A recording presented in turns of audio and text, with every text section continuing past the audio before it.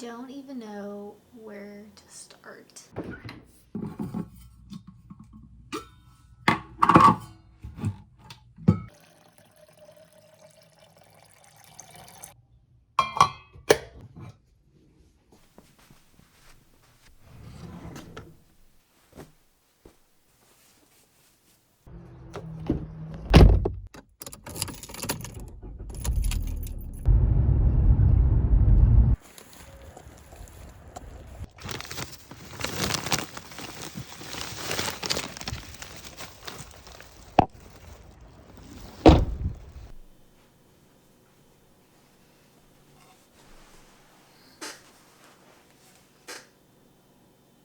I wanted to kind of come on here and give you not just like my regular video where it's like a day in my life or maybe like a studio vlog. I genuinely wanted to kind of just like sit down with you and explain what even happened last week. You like can't really plan for emergency surgery.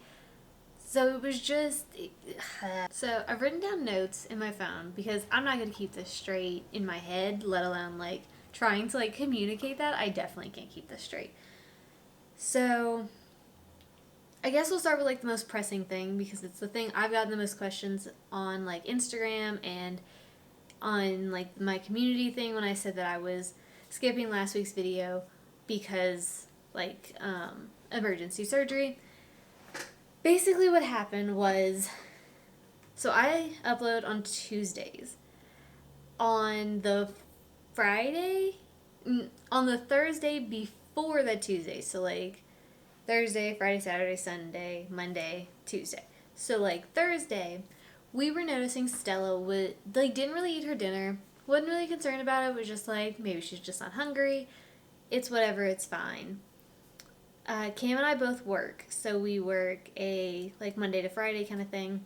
And so on Friday, I had left work earlier than him. He doesn't have to be at work. I think it's like a 30-minute difference. Doesn't matter. But he had called me right as I was going into a meeting. He was like, "The cat just threw up. Like what do I do?" And I was like, "Well, what does it look like? Like maybe she ate something bad. Maybe she has an upset stomach." He was like, "Well, it's clear." And I was in my head, I was like, "Oh, well, if it's clear, maybe she just like drank water, went down the wrong pipe, and like she had to throw it up to make herself feel better." I was like, "Just put a towel down." He goes to work. We don't think anything of it. I came home around, I think like 1:30, 2 o'clock, something like that. And when I tell you what I want, so I came home about like 1:30, 2 o'clock. And there's not one, not two, but three different new throw up piles that she has. The poor baby clearly is not feeling good. She's just laying like in a little loaf position. There's the throw up that she had that morning, and then there's now three new ones. Those are not clear. And next to one of them is pieces of black hair tie. And when I pick it up and I examine it, one of them is like a whole hair tie that's like in a knot. The other one is like a piece of a hair tie. So there's at least two, maybe three, not even sure. And at that point, I'm concerned because this is clearly not something she's supposed to be eating. And now she's throwing it up. She clearly still doesn't feel good. So I had messaged Cam explaining like what I found, how she was acting, all of those things. He gets home a little bit later in the day from his job. We kind of like sit down and we're like, okay, maybe she ate them and she just threw them up. There's no more in her system. So it's just she doesn't feel good because she threw up. And like once we go to sleep, she'll have a good night's sleep. And in the morning, she should be getting better. This is now Saturday. Saturday, I am at home. Cam is at work. And she's just still being really weird. She's not interested in eating. She's not interested in drinking now. And she's just kind of like withering away. Her eyes are looking glassy. I'm getting more concerned. And we kind of like decide, hey, by 3, if she is not getting any better or if she's getting worse, we are definitely going to be like, calling the emergency vet and like setting up an appointment. So of course, like that's what happens. We kind of make a plan. I went, because it was only me. Cam was at work. So I brought the cat to the emergency vet. It was going to be a 3-hour wait. So I told him, like, don't worry about, like, getting off early. I will call you whenever, like, whatever information I get.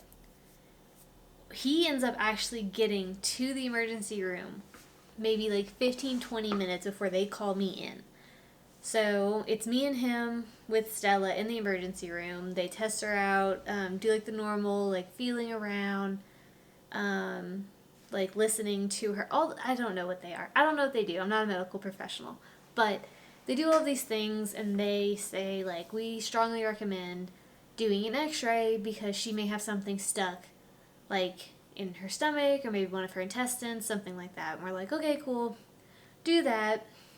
So now we know that there's something, because they just say there's an obstruction in her small intestine, and the first course of action they want to do is to see if maybe she could pass it herself. So they pump her full of liquids and see if maybe she's able to pass it, send us home, and we just kind of monitor her at that point. We made sure her litter box was completely empty, so if she did pass anything, we would know, because, like, clearly there's something in the litter box. Go to sleep. Next morning, it's now Sunday. Sunday morning, we find something, in the litter box, and we're thinking, awesome, fantastic, she passed it, we're good to go. 11 o'clock comes, the emergency vet office calls us and asks, like, hey, like, any updates on her? And we're like, yeah, we think she passed it. And they're like, okay, we can't force you to do anything, but we would recommend doing another x-ray just to make sure that that is the thing that was in there. So we go to the vet, do x-rays, it's still there.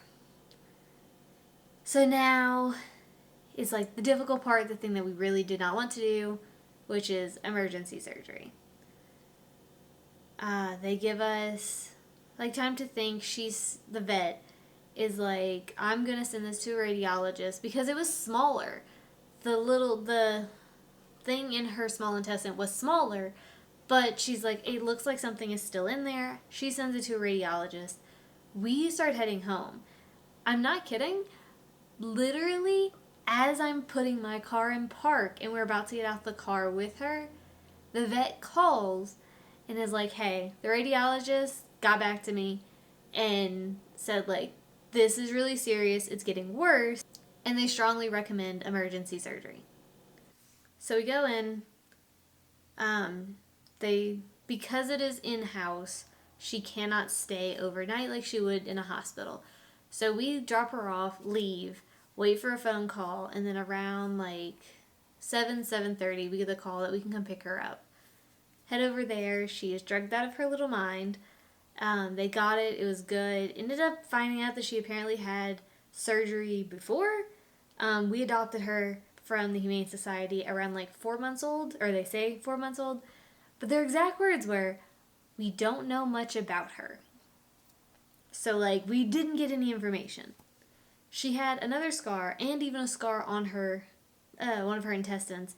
So, like, clearly had surgery before we didn't know about. So when the vet called us to pick her up, she was like, yeah, like, apparently she's had surgery before. And we're like, thank you. We definitely didn't know that. Like, that's interesting. Apparently she's made a habit out of eating things she's not supposed to. And so we get her. She's drugged. We get her home, get her settled. And we had decided Cam was going to take first part of the night shift, because I'm not very good. Like, once 9 o'clock hits, I'm done. I'm out. Like, I cannot fight sleep, but I can fall asleep for a short period of time and then wake up and be fine. So he took like the first part of the night shift, and then her first medication we had to give her was at 2 o'clock, 1:30, 2 o'clock. I can't remember by now. But at that time, I was going to wake up. We were going to give her meds, and I was going to stay up with her until the morning when Cam woke up, and then we would just switch out. So that's what we did the first night. Clearly we want to monitor her. We want someone awake. If God forbid something would have happened, one of us would have been awake to notice it quickly and then get her to a hospital. So that was the first night. So this is Sunday going into Monday. She takes her meds well. We have sleepless night, but she is doing great. She's still kind of drugged. She doesn't get really like off the drugs until probably about like 7 or 8 o'clock the next morning. So on Monday morning, she starts to kind of act like herself. She's clearly very like sore, tired. At that point, she literally hadn't eaten since Thursday morning. So this is Monday morning. She hasn't eaten since then. She hadn't really had anything to drink since Saturday morning. So she's just overall like, she's very weak. She's very tired. She's sleeping a lot. And by the time the afternoon had come, we were feeling way better. She was eating solid foods. We started her with canned food because we just kind of figured it was the easiest thing. It's very like soft and malleable, just in case like she just doesn't have the energy to chew. So we started with canned food in the morning. She got herself 2 solid foods by the night. Was drinking a whole bunch of water. Overall, just like feeling way better. Now, as I'm filming this, it has actually been a whole week since her surgery, so it is Sunday, and she is doing so much better. She's back to basically her old self. She does still have the cone of shame on. Her meds, we just finished doing the entire round of her meds on Friday. Her meds were 3 times a day for 5 days. So we finished it on Friday. She seems really happy that we're done. She hates the cone, but she's going to have to kind of deal with it. She has another week of the cone, so it was 2 weeks after surgery of the cone. We have blockaded her trees away from her because she is not allowed to jump on anything. So we've taken both of her cat trees, put them in our bedroom. We're currently sleeping in the living room. Our sofa pulls out into a queen size bed. So we've been sleeping there because we don't want her to feel alone. And if we were sleeping like in our bed in our bedroom, we'd have to close the door because of the cat trees. So we've been sleeping in the living room. She's been sleeping literally under my desk. We have a mat that's it's just like a large rectangular foam mat that's actually for our outdoor bench. I wanted her to have something cozy. I didn't want her sitting just like on the floor because that sounds just like it's harsh and it's not like the comfiest thing to lay on a floor. So she has her little like foam mat that she sleeps on. She really likes it and she seems more comfortable than just being on a floor. She's back to a totally normal eating schedule. She, before the surgery, was eating 3 times a day. Now she's back to eating 3 times a day, drinking water, doing all the normal things. She's still sleeping a lot. We did notice once we finished the medication on Friday, Saturday she was a bit more like tired, a bit more hesitant to like move around. We're guessing it's because she's now starting to actually feel things. She's not on pain meds anymore. So she's feeling the tightness of like the incisions and maybe just feeling overall soreness that she maybe didn't feel before because of the pain medicine. Our vet suggested as long as she is not jumping on and off and on and off constantly throughout the day, she should be fine. We're monitoring her scar, her incision. So that's looking fine. She's not jumping on and off. She's a very lazy cat. So currently she's actually sleeping on the sofa.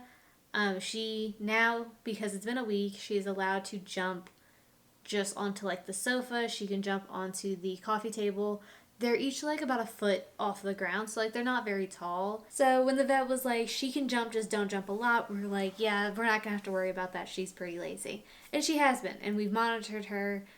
We will take off the cone now to like let her just kind of like relax. The cone is like, it's quite big, I guess, for her. Sorry, I'm like spinning. We do take off the cone when she's like eating, just to give her neck a break, just to give like her balance and herself a break. The cone is not fun. She doesn't like it, but it is necessary. The cone is like a little bit too big for her, but also so they have 2 sizes. One size was way too small, and this size is like a little bit too large. So it's very big on her like neck. So we do try to give her a break. It makes it also easier for her to eat and drink without the cone. So we just monitor her, make sure she is not licking her incisions, and overall just like making sure she doesn't mess anything up while she doesn't have the cone. Because of all of this happening and because of the financial like situation that it ended up putting us in, I picked up like a lot more hours at work to be able to pay back the loan. And that, like, it just causes like natural like stress, and it's a change of routine and like trying to figure everything out, which is why last week I skipped uploading, mainly because I upload on Tuesdays. She had had surgery, and we were like on like the first day of recovery. So I wasn't even able to like film a video. Definitely wasn't going to be able to edit anything. So that's why I skipped last week. And honestly, like, it just made me kind of like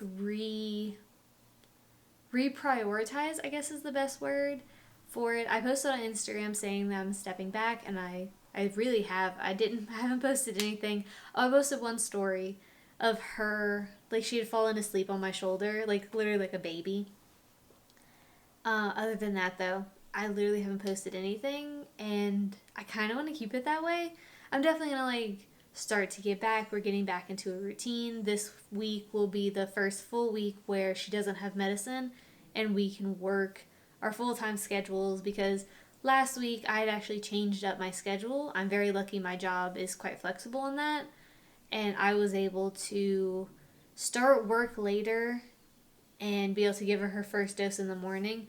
And then I literally got off of work and was able to make it home just in time for her second dose, and then the one in the middle of the night. This week, because she doesn't have medicine, I've gone back to my normal schedule of working.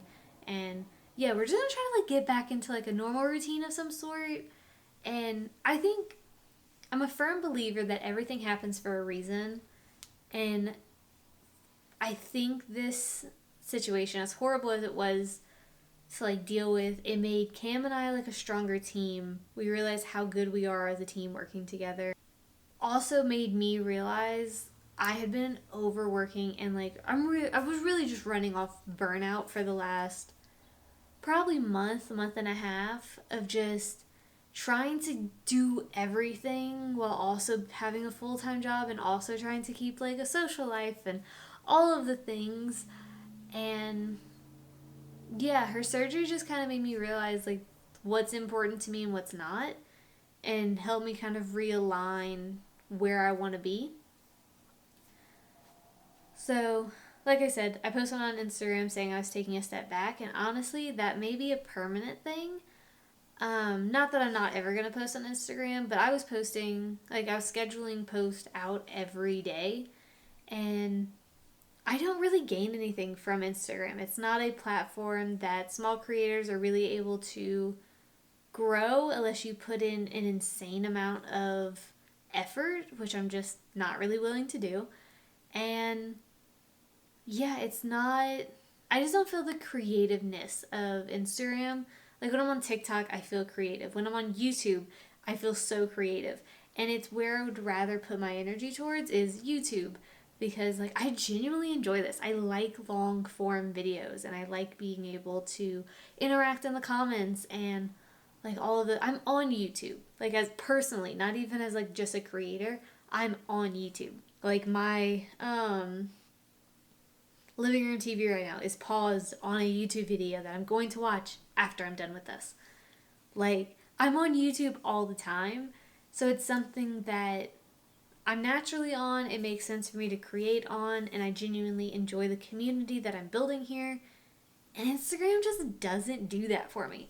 I don't enjoy being on it. I'm not gaining any kind of community. Like, I don't know, like I have a few people on Instagram that I love and I love talking to, but overall, like it's not that engaged of a community. It's kind of just like you post something and then it's just in the ether of things and everyone else's stuff. And if you're not like clickbait, and you're not doing like short form video and reels every single day, multiple times a day, you don't get seen. And it's so much work, and I don't feel like it's worth it. So Instagram, I will most likely be taking a permanent step back, but still posting. YouTube, we're still doing the same thing. You still got me. We're gonna be doing still once a week, every Tuesday, studio vlogs, day in the life vlogs, things like that. And what I've noticed, I know it's only been a week, but what I've noticed is just like it has taken so much stress off of me to not feel the need to post. like always feeling like I have to be on the Instagram wagon all the time, and like if you stop you die kind of thing. And yeah, I feel so like clear-headed. I've been drawing so much more. I'm scheduling things out on Pinterest and doing more marketing. I restarted my Etsy shop. Like, haven't touched that in months. Restarted my Etsy shop. I paid for a course that's like about Etsy. Finished that. Started implementing things with that. I was on Skillshare this morning learning like half drop patterns that I want to start trying out.